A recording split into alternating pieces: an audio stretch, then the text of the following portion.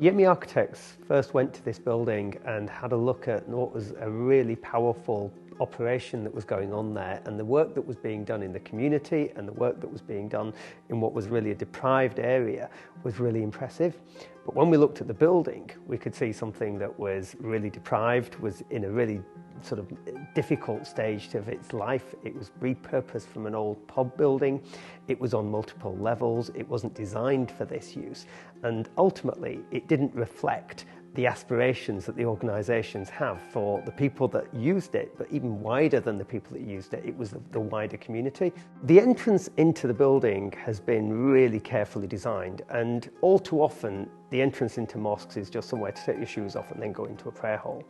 However, in this case, what we wanted to do was to create something that would create an introduction to not just Islam and the purpose of this building, but also a multifunction series of other things. So whether that's for gaming, or whether that's for cafes, or whether that's for reading, or it was a multifunction space. When you look up from the ground floor lobby, it's a double height space so that you don't feel that you're disappearing into a room at the top, but you can see that because it's double height. When you emerge at the top, you come into a library space with seating, with books, with a space that allows you to actually transition from outside the activity and animation of the main foyer, and then come into a quieter, softer space, which then helps you transition into the teaching spaces, and then that culminates into an open terrace area with a green space, which allows people to make that connection to nature. It has got a minaret. It's done in a way that is using fretwork, is using lighting, it is to illuminate, and it could change colours at the time of prayers and so on, so that there's that symbolism around the activity going on within, and the symbolism within the architecture, but also things like the windows where we've used arched fretwork, and we're using Islamic geometric patterns to create these relationships between the square rectangular windows and the Islamic language. So how we bring those two elements together within by using complementary designs was a real key focus of how we approach the nature of the design. So we wanted the prayer space to be an experience, and that wasn't to be an experience just because of the way it was decorated, but how it made you feel. And for us, that meant us being able to really play with things like lighting and form and height, and how does the glazing create a viewpoint from both within and a directional position within inside the prayer hall.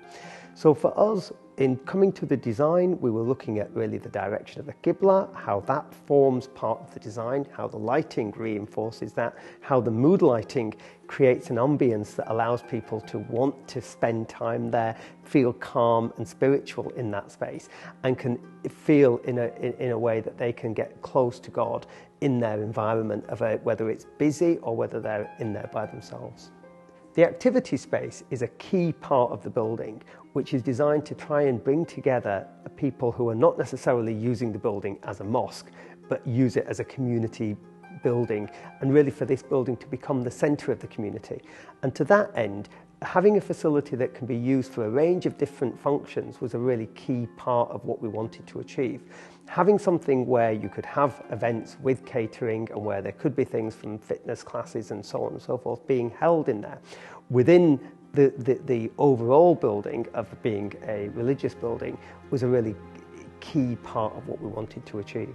And the use of space has been very carefully dedicated to women, and so it hasn't been secondary spaces and subservient spaces, but actually parts of the main spaces have been dedicated for women, and that's really something that we want to be permanent use and not just occasional use, or not just at times when it's convenient and not being used by others. A building like this sets the benchmark for